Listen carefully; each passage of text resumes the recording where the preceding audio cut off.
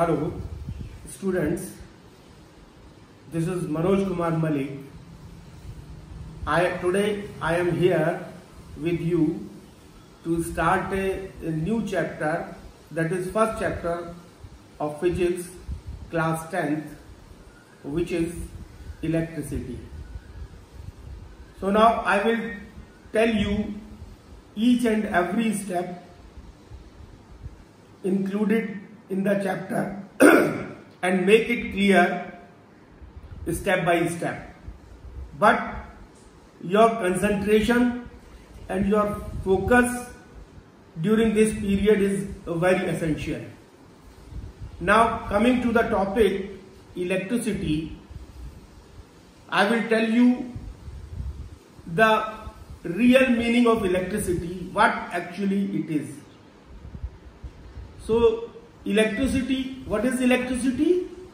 Electricity is the form of energy which is known as electrical energy, and with the help of this electrical energy we can use this electrical energy for producing heat, light and power to make the machines run.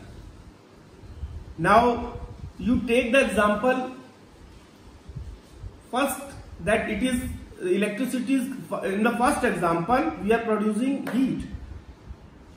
That means the electrical energy is converted into the heat energy, and the best example is, you might have seen in your houses, that is electrical heater, which converts the electrical energy into the heat energy.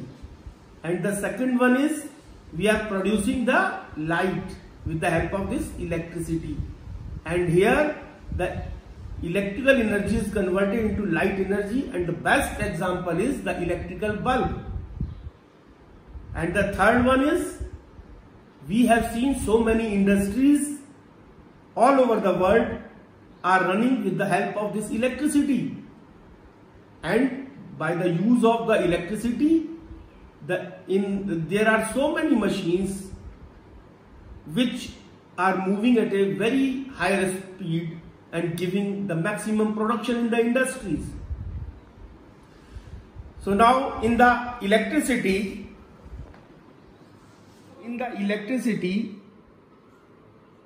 we are using, or we are study the electrical charges, study of electrical charges,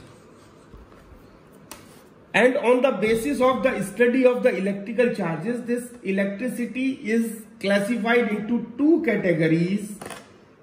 That is, number one, it is static electricity,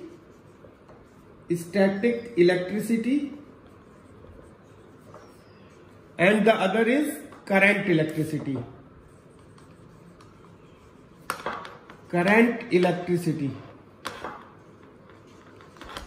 So now this electrostatic electricity is also known as electrostatic.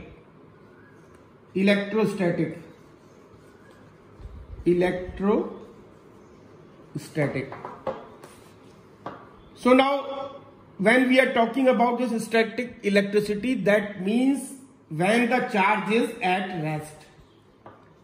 When the charge is at rest, the electricity produced will be static electricity.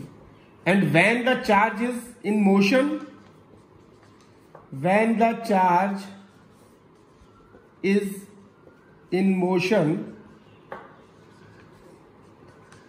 the electricity produced is known as current electricity.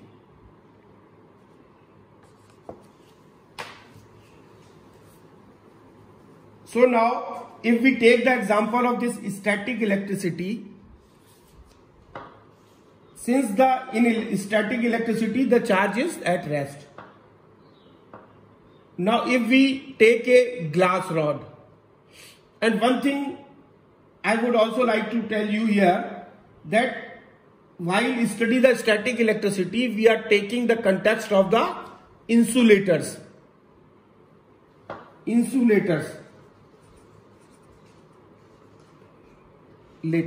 And while we are talking about the current electricity, we are taking the context of the conductors.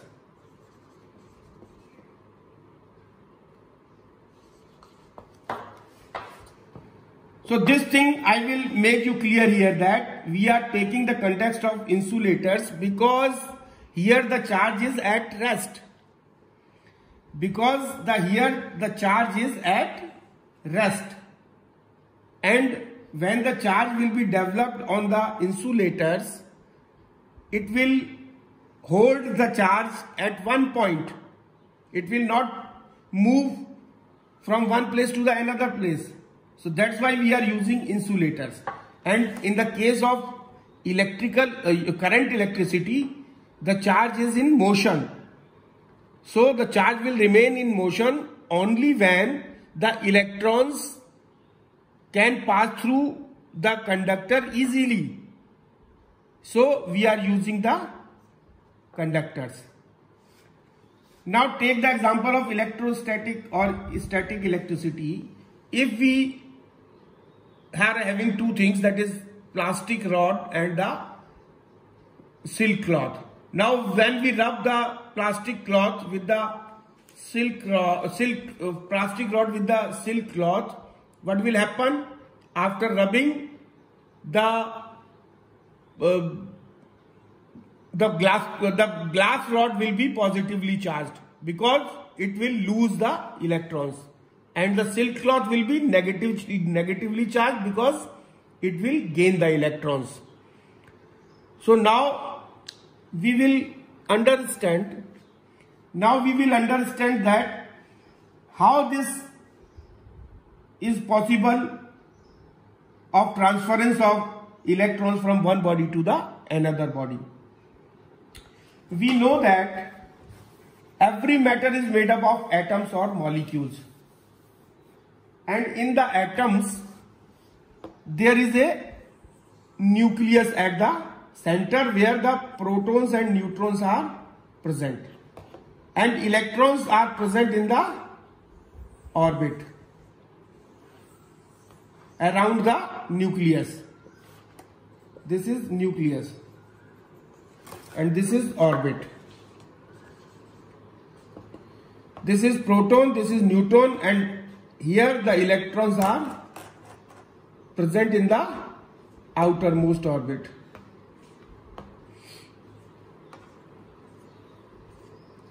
So now what will happen?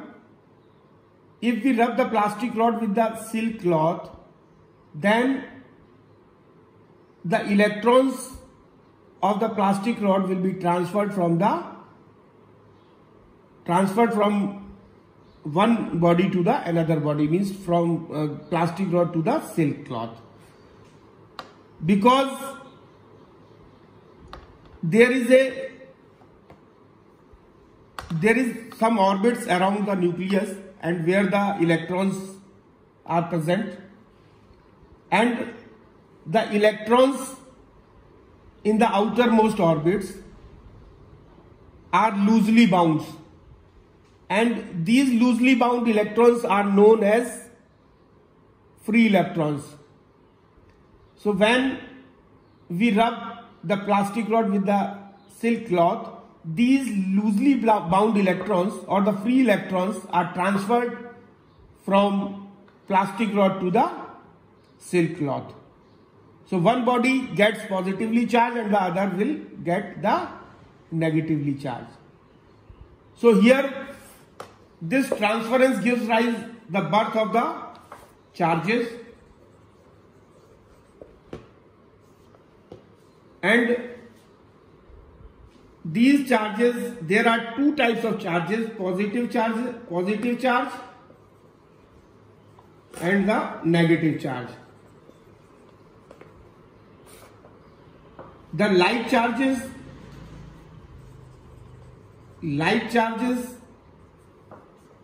repel each other, and unlike charges attract each other.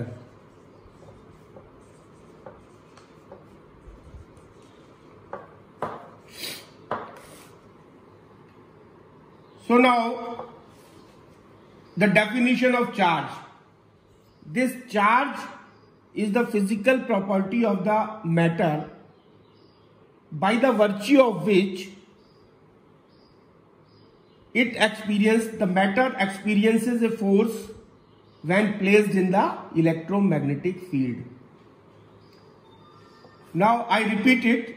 The charge is the physical property of the matter by the virtue of which the matter experiences a force when placed in the electromagnetic field.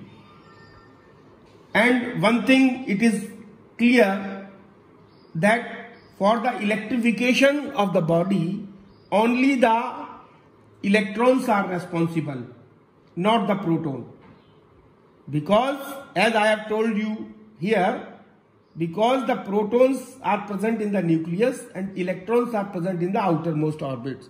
So it is easy to release the electrons from the outermost orbit, and it is very difficult to release the proton from the nucleus. Yes. Now coming to the point, the basic properties of electric charges. So there are 4 properties of electric charges. The first is additivity of charge. The second is conservation of charge.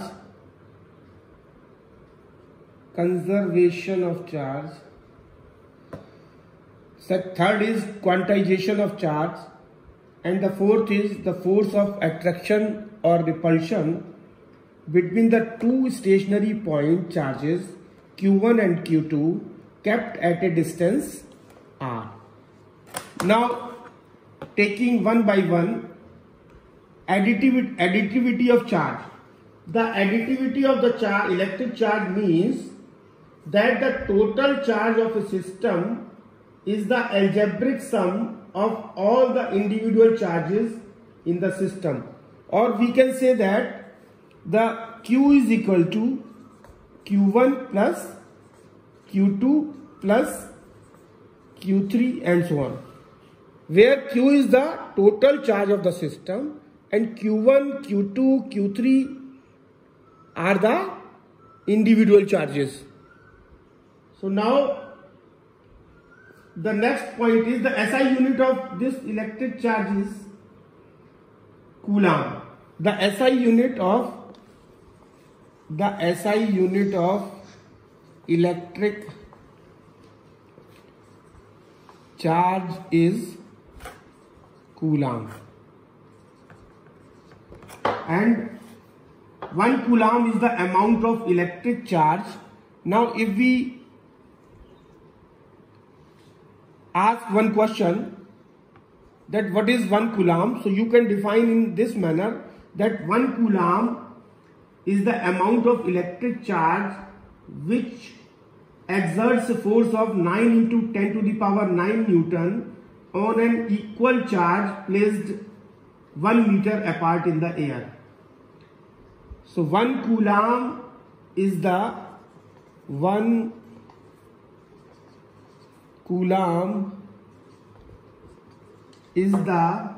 amount of electric charge which exerts a force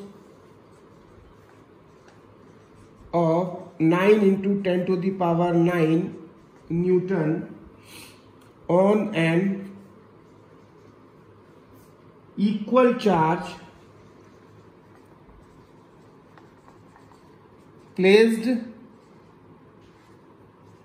at a distance 1 meter apart in air.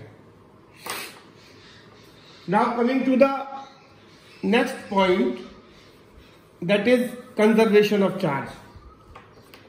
So the conservation of charge means that the total charge of an isolated system remains unchanged with time.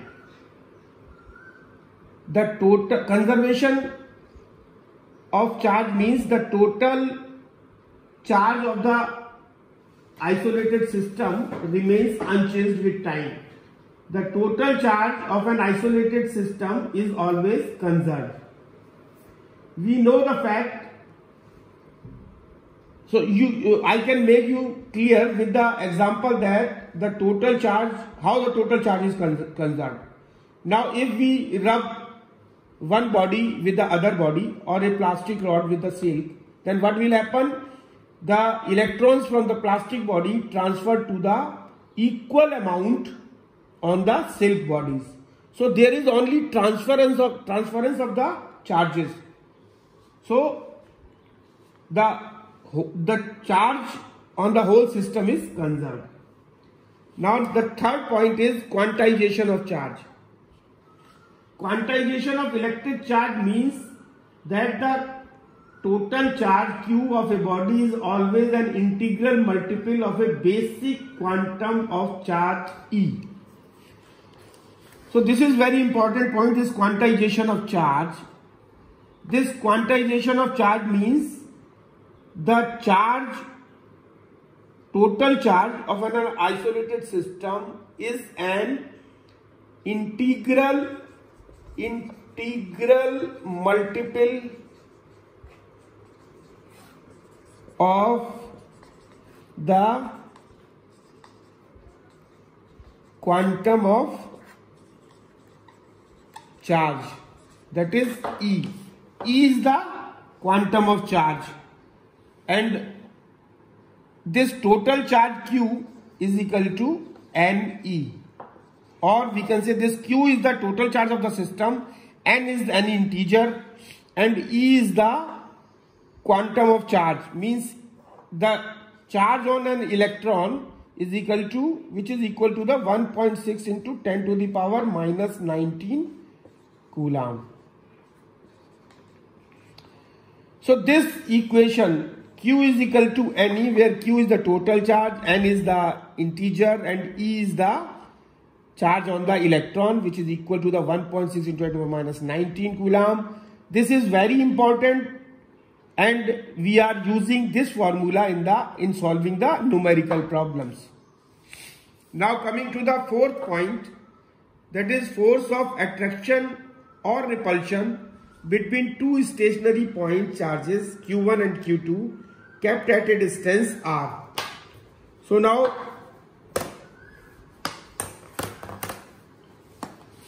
suppose if we are having 2 point charges, this Q1 and Q2, these are stationary charges Q1 and Q2, and with these charges are kept at a distance R. So the force of attraction or repulsion between these two stationary point charges, since these are the stationary charges, so the force of attraction or repulsion will be the electrostatic. So the electrostatic force of attraction or repulsion between these 2 point charges Q1 and Q2 kept at a distance R is given by this F will be directly proportional to the Q1 Q2. This is equation first, and this F is inversely proportional to the R square. This is equation 2. Now combining these two equations, first and second, we get F is proportional to Q1 Q2 upon R square, or F is equal to K Q1 Q2 upon R square. So this is the final equation, and which is known as the Coulomb's law, and this where K is the constant, this K is the constant and is equal to the 9 into 10 to the power 9 Newton meter square per Coulomb square. So what is the definition of charge, which I have already given, is derived from this equation: F is equal to K Q1 Q2 upon R square. The three things, that is conductors, insulators and the semiconductors, these things are very necessary to understand. You should be conceptually clear with these three things, that is conductors. So what are conductors? Those substances which allow the passage of electricity to pass through them easily are known as conductors. And the example of conductors is, the best example of conductor is metals, and the other example is human body, animal body and earth. These are the conductors. Now the next point is insulators. What are the insulators? Insulators are those substances which offer high resistance to passes the electricity through them, and the examples are non-metals. Non-metals is the best example of insulators. Glass, wood, plastic, etc. are the examples of insulators.